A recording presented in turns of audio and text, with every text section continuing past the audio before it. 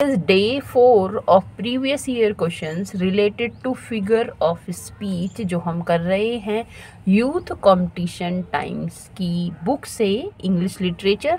ठीक है, और देखते हैं पहला क्वेश्चन आज का। लिखा है using the bench for the judiciary is an example of, कि जुडिशियरी के लिए जो वर्ड यूज़ किया जा रहा है वो बेंच है ना। तो ये एग्जाम्पल है किसका? मेटाफर, आयरनी, सिनकडकी या फिर मेटोनॉमी। ठीक है, तो हम इस पर कई बार भी इससे पहले ये क्वेश्चन आया हुआ है, बड़ा ही इम्पोर्टेंट फिगर ऑफ स्पीच है। तो किसी एक चीज़ के लिए किसी दूसरे नाम को हम इजाद कर लेते हैं, है ना।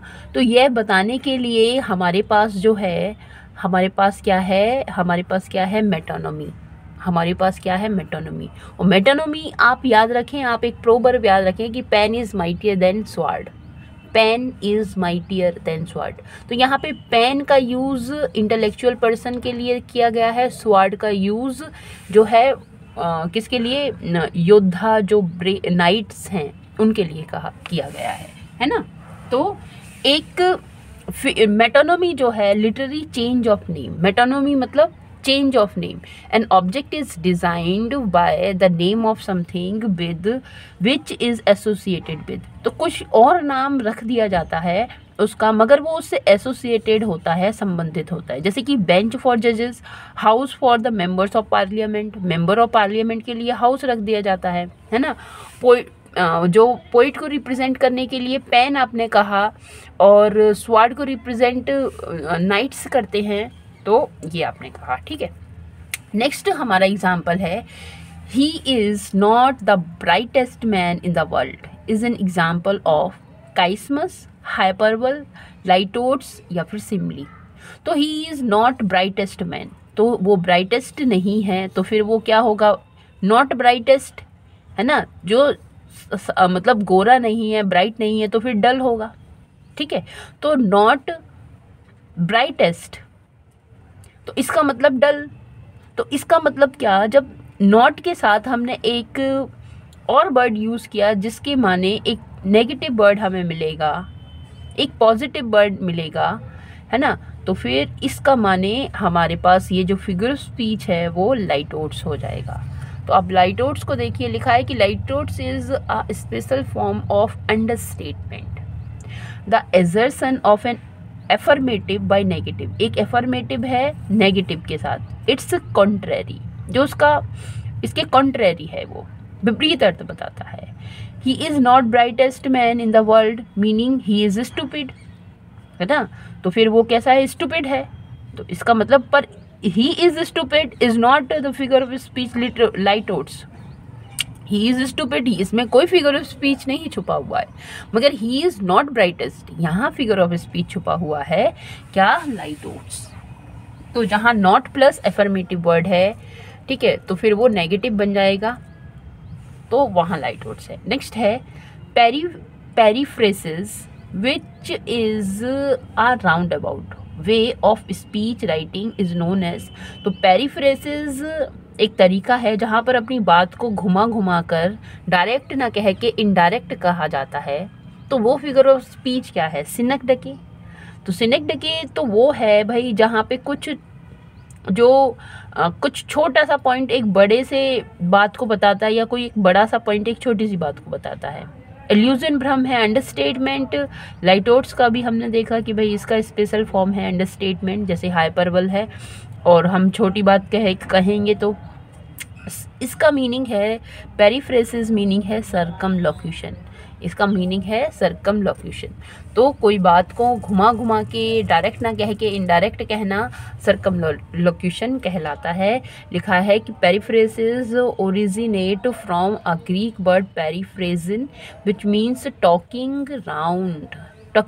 It is a stylistic device that can be defined as the use of excessive and longer words to convey a meaning which could have been conveyed with a shorter or in a few words। जो कम शब्दों में कहा जा सकता है उस बात को भी बहुत लंबे शब्दों में बताना ही सर्कमलोक्यूशन होता है। आगे बढ़ते हैं, तो लिखा है हाइपरबल इज तो हाइपरबल है। हाइपरबल एक फिगर ऑफ स्पीच है और एन एक्स्ट्रावेगेंट एग्जेजरेशन, बढ़ा चढ़ाकर बात कही जाती है, तो सही है।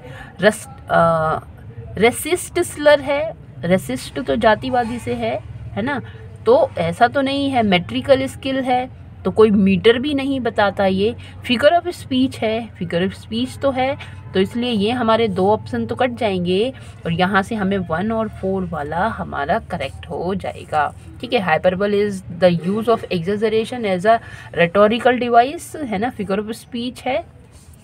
ठीक है, आगे लिखा है कि a sequence of repeated consonant sound in a stretch of language is sequence of repetition consonant sound. Repetition हो रहा है, दोहराव हो रहा है, बार बार एक कॉन्सोनेंट साउंड हमें देखने को मिलती है, तो वो क्या कहलाती है? ठीक है, एलिट्रेशन है, एक्रोस्टिक है, एसेंट है या सिलेबल है। तो रिपीटेशन ऑफ साउंड का सिलेबल नहीं होगा, है ना, एक्रोटिक भी नहीं होगा, एसेंट भी नहीं होगा, तो figure of speech is alliteration. Alliteration का भी 2 पार्ट होते हैं। एलिट्रेशन में अगर कॉन्सोनेंट साउंड का रिपीटिशन है तो फिर वो कॉन्सोनेंस होना चाहिए, और अगर वोवेल साउंड का रिपीटिशन है, अगर कॉन्सोनेंट साउंड का रिपीटिशन है तो कॉन्सोनेंस होना चाहिए, अगर वोवेल साउंड का रिपीटिशन है तो एसोनेंस होना चाहिए। पर यहाँ पे कॉन्सोनेंस और एसोनेंस नहीं दिया हुआ, इसीलिए हमारा जो आंसर है वो एलिट्रेशन हो जाएगा। ठीक है, तो कॉन्सोनेंस एसोनेंस को याद रखें, एलिट्रेशन को याद रखें। नेक्स्ट है कि Silverman has never read Browning. This is an example of Silverman has never read Browning. This is an example of chiasmus, conceit, zeugma या मेटोनोमी। जैसे मिल्टन कहने से मिल्टन के वर्क नज़र आते हैं, ब्राउनिंग कहने से भी ब्राउनिंग के जो वर्क है वो नज़र आते हैं, तो मतलब उनके वर्क के लिए उनका नाम जो है ब्राउनिंग दे दिया। जहाँ पर हम नेम के परिवर्तन, एक नाम के लिए दूसरा नाम जब हम यूज़ कर लेते तो वो फिगर ऑफ स्पीच हमारा मेटोनोमी है। अभी हम इसे डिस्कस करते हुए ही आ रहे हैं। तो metonymy is a figure of speech in which a thing or concept is called not by its own name but rather by the name of something associated in the meaning with the thing or concept। जो उसकी concept और उस thing से जो associated है, संबंधित है, उस नाम से उसे पुकारा जाता है, तो ये मेटोनोमी होता है। और हम बार बार इन प्रीवियस ईयर क्वेश्चंस में इन टर्म्स को हम पढ़ेंगे तो कहाँ तक हमें याद नहीं होगा और कहाँ तक फिर हमारे क्वेश्चन सही नहीं होंगे, आप ये बताइए। इसीलिए मैं कह रही हूँ कि इन सीरीज़ को आप पढ़ते रहें, समझते रहें, कंटिन्यू मेरे साथ बने रहें। और नेक्स्ट हमारा क्वेश्चन है कि हेमलेट lying bounded says to his friend Horatio, I am dead। This is an example of protasis, anacrusis और प्रोलैप्सिस या फिर पन। ये कहीं इसमें दोहरा अर्थ नहीं है, तो ये पन नहीं है। बाकी ये तीनों ही टर्म जो हैं बड़े ही नए हैं। अब इसका आंसर क्या होगा? इसका जो आंसर है वो है प्रोलैप्सिस। प्रोलैप्सिस, प्रो का मतलब पहले ही, प्रो का मतलब पहले ही। अब आने वाला फ्यूचर में उसको क्या होने वाला है वो उसने पहले ही बता दिया। अभी जिंदा है बट ही इज सेइंग कि आई एम डेड, तो इसीलिए प्रोलैप्सिस इज फिगरेटिव डिवाइस है by which a future event is presumed. Future event को प्रिज्यूम कर दिया जाता है, सोच लिया जाता है टू हैव ऑलरेडी अकर्ड, जैसे कि वो अब पहले से ही आने वाला है।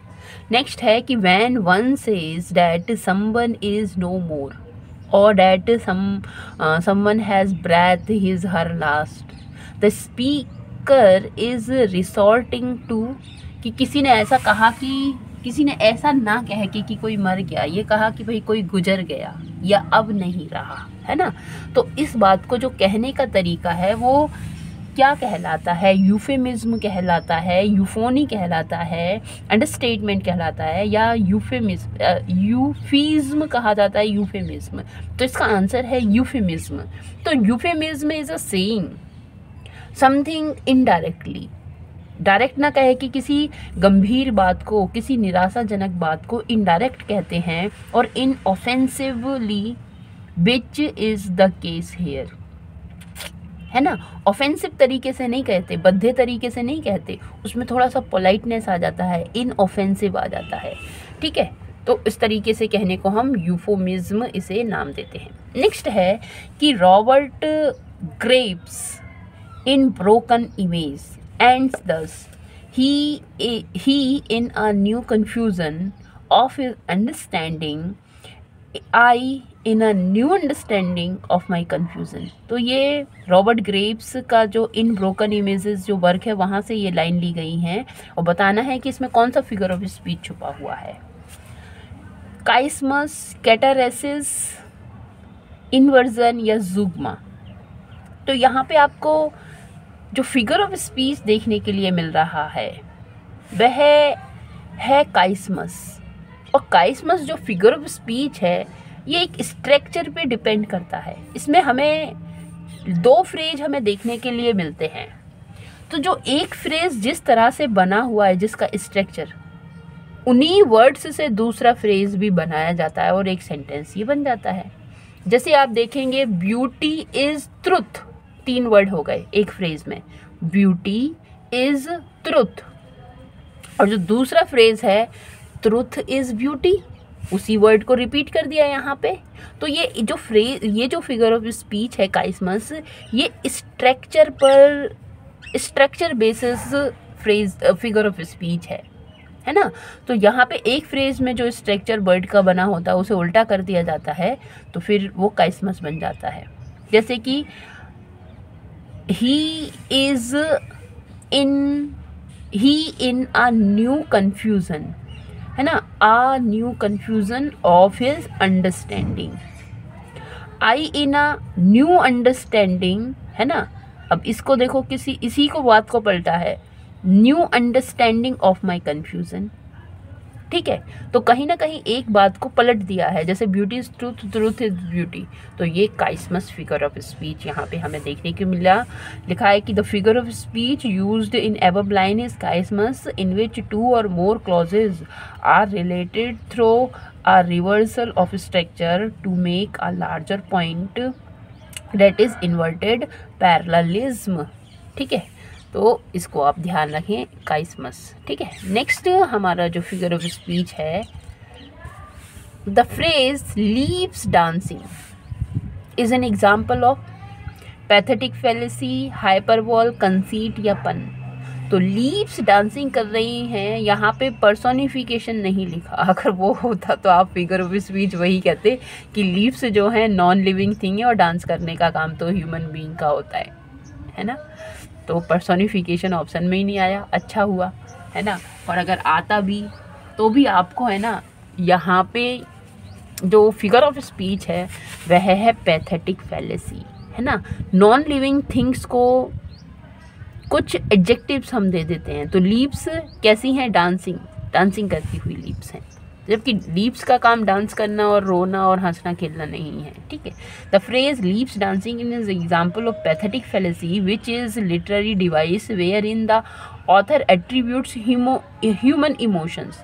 यहाँ पे जो ऑथर है वो नॉन लिविंग थिंग को ऐसे गुण दे देता है जो ह्यूमन इमोशंस हैं, ट्रेट्स हैं, उनके गुण हैं टू नेचर को और इनएनिमेट ऑब्जेक्ट को। तो फिर वो पैथेटिक फेलेसी कहलाया जाता है कि स्माइलिंग स्काई, है ना, एंग्री स्टॉर्म, लीव्स डांसिंग, ठीक है, हैप्पी साइट, ये सारे एग्जाम्पल किसके हैं, पैथेटिक फेलेसी के हैं। नेक्स्ट है the expression dreaming house is an example of. तो ड्रीमिंग हाउस एक यहाँ पर हमारा रह गया, नहीं सही है, सॉरी। तो लिखा है क्या, the expression murderous innocence is an example of murderous innocence. तो मर्डर करने वाला इनोसेंस तो नहीं होता, है ना। मर्डरस इनोसेंस लिखा है, मर्डर करने वाला तो इनोसेंस नहीं होता। तो ऑक्सीमोरन है, जुग्मा है, काइस्मस है, पन है, क्या है ये। तो यहाँ पे बात जो है एक दूसरे के विपरीत यहाँ हमें दिखाई दे रही है, इसीलिए जो फिगर ऑफ स्पीच है वो क्या है, ऑक्सीमोरन हमें यहाँ दिखाई दे रहा है। तो oxymoron is a figure of speech in which apparently contradictory terms appear in conjunction, ठीक है। तो जो एक दूसरे के विपरीत हैं, कॉन्ट्राडिक्टरी जो टर्म है वो हमें हमें दिखाई देते हैं, ठीक है। तो वो जैसे faithful, unfaithful, kept him falsely true, तो ये दोनों ही वर्ड यहाँ पे क्या है, ऑक्सीमोरन है। नेक्स्ट है the expression dreaming house is an example of zeugma, transfer epithet, chiasmus या फिर एपोस्ट्रोफी। क्या है, हाउस, पर हाउस कैसा है, ड्रीमिंग है ना, ड्रीमिंग हाउस एक नाउन है, हाउस, उसको एक एडजेक्टिव दिया है, कैसा, एक एडजेक्टिव यहाँ पे देने का काम कर रहा है। तो ये जो फिगर ऑफ स्पीच जुग्मा भी नहीं है, काइस्मस भी नहीं है, एपोस्ट्रोफी भी नहीं है, it is transfer epithet, transferred epithet. तो transferred epithet, a transfer epithet is a figure of speech in which an epithet grammatically, epithet means adjective, grammatically qualifies a noun, एक noun के को दिया जाता है other than the person or thing, है ना, person और किसी thing के बजाय किसी नाउन को, मतलब किसी पर्सन और उनको दिया जाता है। It is actually describing also known in rhetoric और हाइपरलेज। तो ये जो फिगर ऑफ स्पीच है इसे हाइपरलेज भी कहते हैं, ट्रांसफर एपिथेट भी कहते हैं। कहीं ना कहीं ये किसी नाउन को क्या कहते हैं, इसके बगल में जो है उसे ये डिस्क्राइब नहीं कर रहा, ये किसी और इसी सेंटेंस में आने वाले किसी पर्सन को ये क्वालिफाई करने का काम करता है। क्योंकि हाउस ड्रीमिंग नहीं हो सकता, ड्रीमिंग तो वो इंसान हो सकता है जिसने वो हाउस बनवाया है, तो वो उसका ड्रीमिंग हाउस हो गया। फॉर एग्जांपल हैप्पी बर्थडे, तो बर्थडे हैप्पी नहीं है, वो इंसान जिसका बर्थडे है वो हैप्पी है, ठीक है। तो वो किसी और के लिए जाता है, उसमें बगल में आने वाले नाउन के लिए वो जो एग्जेक्टिव है वो नहीं है, ठीक है। इसलिए had we but world enough and time, this coyness lady were no crime. The statement is an example of irony, paradox, hyperbole या euphemism। तो भाई इसको आप देख लीजिए, यहाँ पर आयरनी की बात की गई है। हैड, क्या वी, क्या हम, बट वर्ल्ड एनफ, पर इस संसार में पर्याप्त है, एंड टाइम और समय, दिस कॉयनेस लेडी, ये शर्मीली, शर्म से भरी हुई औरत, वर नो क्राइम, इसने कोई क्राइम नहीं किया, कोई अपराध नहीं किया। तो अगर वो कॉयनेस है, कॉयनेस अगर वो देखो कोई अपराध कोई करेगा तो ऑब्वियसली बात है कि कहीं ना कहीं उसे लज्जा और शर्म आनी ही चाहिए, और आती है। पर यहाँ पे वर नो क्राइम, कोई क्राइम नहीं किया इस कॉयनेस लेडी ने, तो अपनी बात को कॉन्ट्राडिक्ट यहाँ पे हो रही है। इसीलिए ये जो फिगर ऑफ स्पीच है, आयरनी यहाँ पर है। Irony means the use of words to convey a meaning that is the opposite of its literal meaning. जो वास्तव में उसका लिटरल मीनिंग है उसके अपोजिट वो मीनिंग हो जाता है। पर पैराडॉक्स सेल्फ कॉन्ट्ररी होता है ना, that may express the possible truth. तो पैराडॉक्स और आयरनी दोनों ही अपने आप में क्या है, एक अलग अलग टर्म्स हैं। और आयरनी में आप याद रख लीजिए कि जो दिया हुआ है उसका जो मीनिंग है उसके अपोजिट कोई और वर्ड वहाँ पे प्लेस किया हुआ है। तो आज के लिए इतना ही। होप करती हूँ आपको समझ में आया होगा, अच्छा लगा होगा। कमेंट करके आप ज़रूर बताएं कि कैसा आपको लगा। Thanks for watching it. Like करें, शेयर करें, सब्सक्राइब करें। Thank you.